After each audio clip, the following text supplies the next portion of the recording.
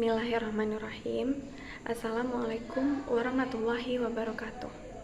Perkenalkan, nama saya Alfi Sakinah dengan NIM 2100254. Saya berasal dari Departemen Administrasi Pendidikan Fakultas Ilmu Pendidikan Universitas Negeri Padang.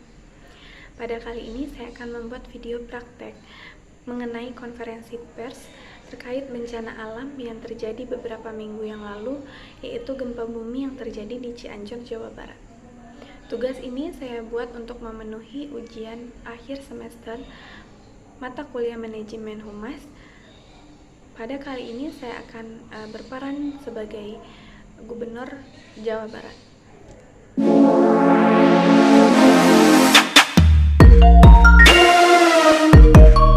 Bismillahirrahmanirrahim. Assalamualaikum warahmatullahi wabarakatuh. Selamat siang dan salam sejahtera untuk kita semua. Saya Alfi Sakinah, selaku Gubernur Jawa Barat, akan memberikan informasi terkait bencana alam gempa bumi yang terjadi di Cianjur dan Kabupaten Garut, Jawa Barat. Gempa yang terjadi di Cianjur ini terjadi pada tanggal 21 November 2022 dengan kekuatan magnitudo 5,6 dan dengan kedalaman 10 km menggempar seluruh masyarakat. Gempa yang terjadi di Cianjur ini memiliki dampak yang begitu besar, mulai dari kerugian material hingga banyaknya korban jiwa.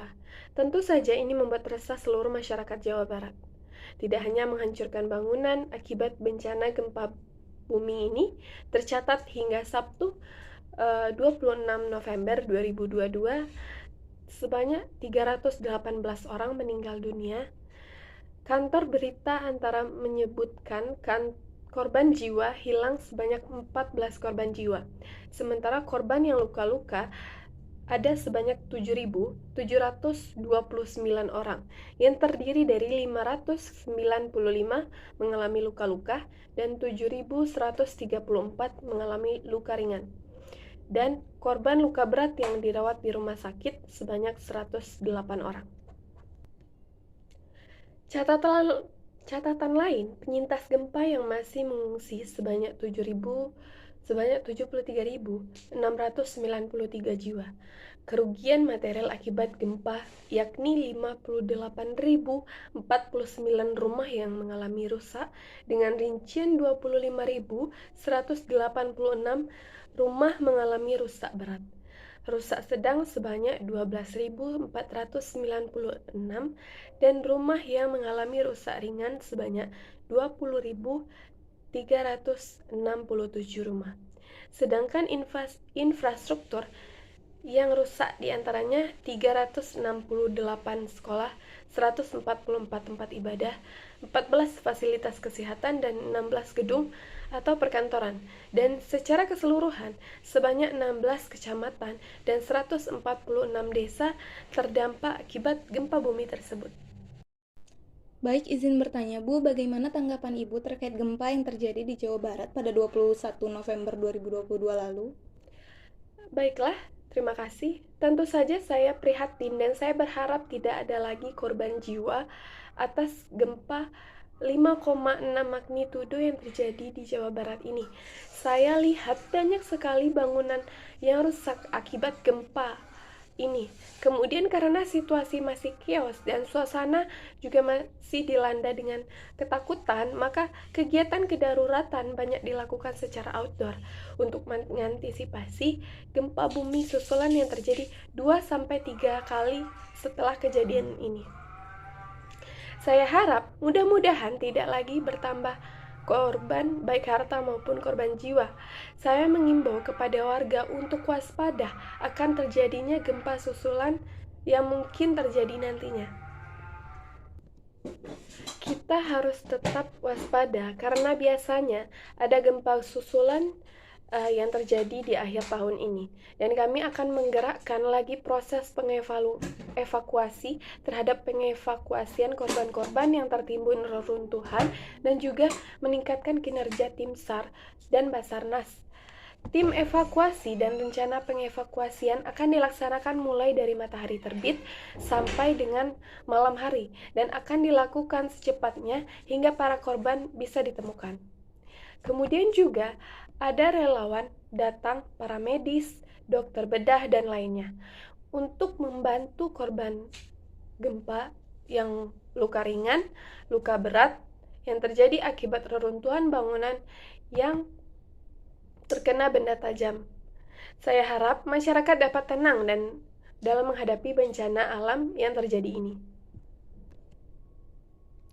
Jadi yang mau saya tanyakan, untuk kedepannya bagaimana cara Ibu untuk mengurangi resiko akibat gempa bumi tersebut?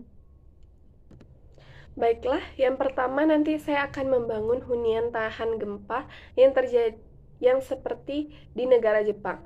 Cara kedua yang bisa kita gunakan untuk mengurangi resiko bencana bumi adalah dengan melakukan zonasi daerah rawan bencana.